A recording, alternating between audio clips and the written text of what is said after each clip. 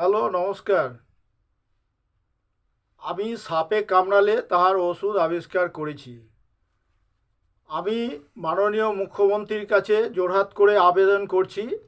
আপনাকে আমি 3বার ইমেল করেছি, একবার চিঠি করেছি, কিন্তু আমার প্রশ্নের আমি জবাব পাইনি।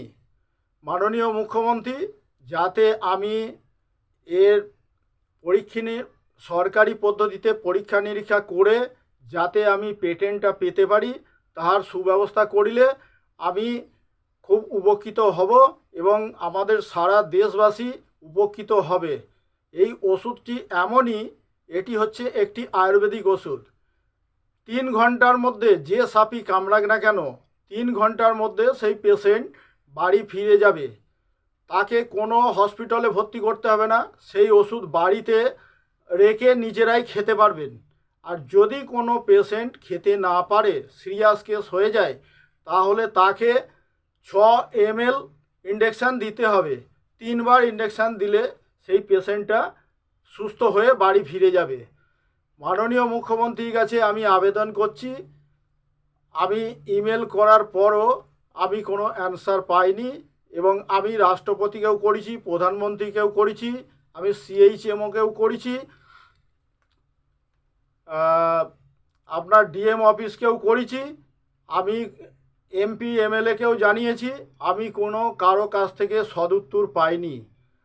তো আমি সারা দেশের মিডিয়াওয়ালার কাছে আমি অনুরোধ করছি, যাতে এই ওষুধটা বাজারে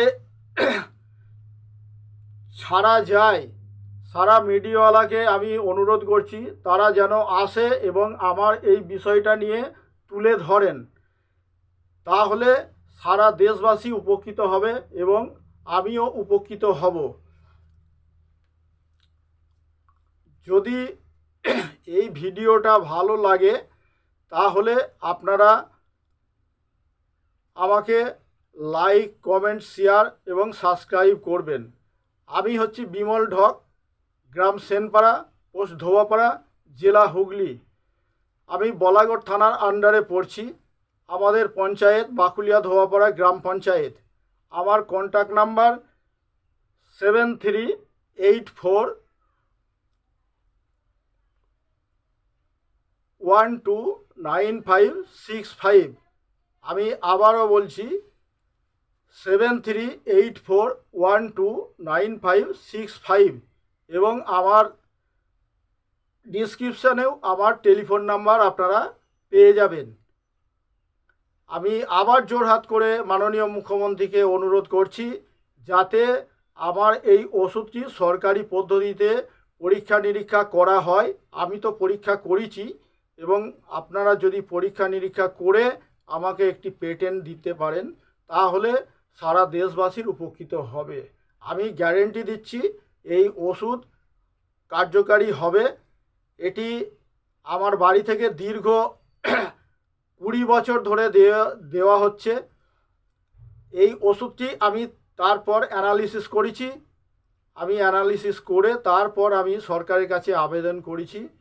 আমি কারো কাছ থেকে কোনো সদুত্তর পাইনি। যাতে আমার এই ওষুধটি বাজারে আসে, তার জন্য আমি অসংখ্য ধন্যবাদ করছি মাননীয় মুখ্যমন্ত্রীকে। বিষয়টা গুরুত্ব দিয়ে দেখবেন। থ্যাংক ইউ, ধন্যবাদ।